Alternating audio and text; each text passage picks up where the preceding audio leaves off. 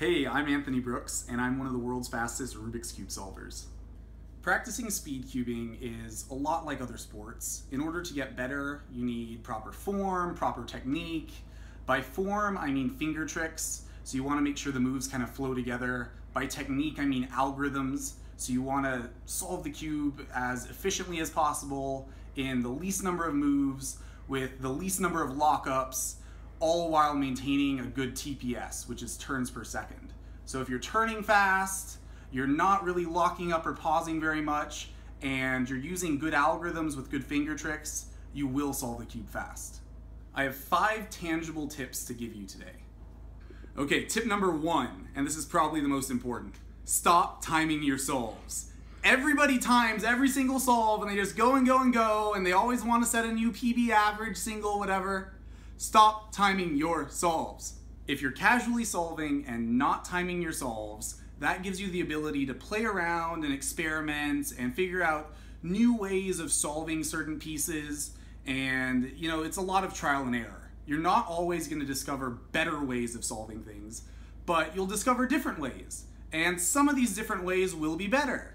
And you can go and watch a bunch of videos and learn the best techniques for this stuff, but it's better to just discover a lot of this stuff on your own because it'll really improve your understanding of the cube.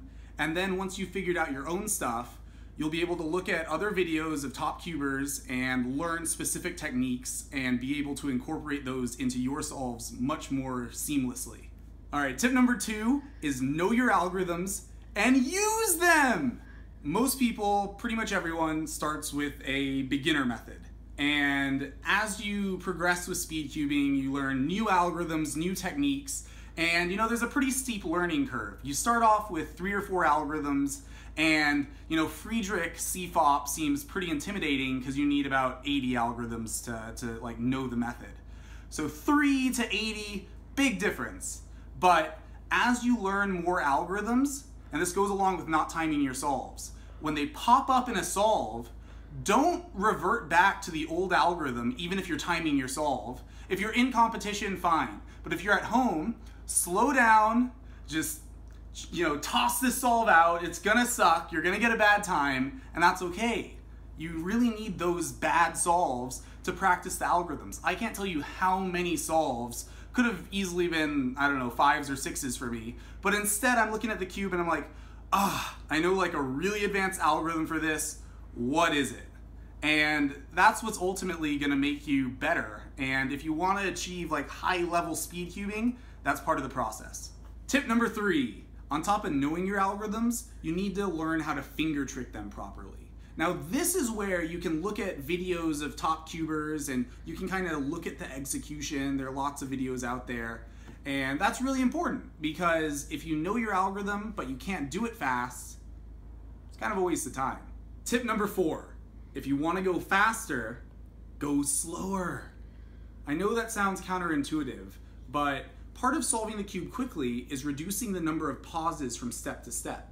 Rather than viewing the cube as, let's say 10 individual steps to solve it.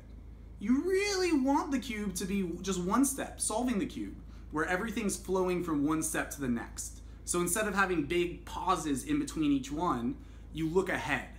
And now what look ahead is, that means you're turning at a steady pace. You want to be going fast enough, but not too fast that you can't see what's coming next. So if you're going at a good pace, you'll be able to look at the cube and just slowly but surely just keep turning. And a good practice for this is using a metronome at a really comfortable pace. But if you just turn slow and smooth, that can be fast too, and it looks better. Tip number 5, and this pretty much sums up everything so far, do more casual solves. You don't need a timer, you don't need a table. If you consistently take 5 minutes every now and then throughout the course of the day, and you just do a few solves, consistency is key. You will get faster.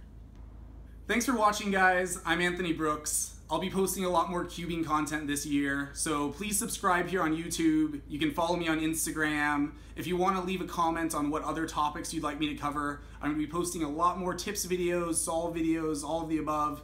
So I'll see you next time.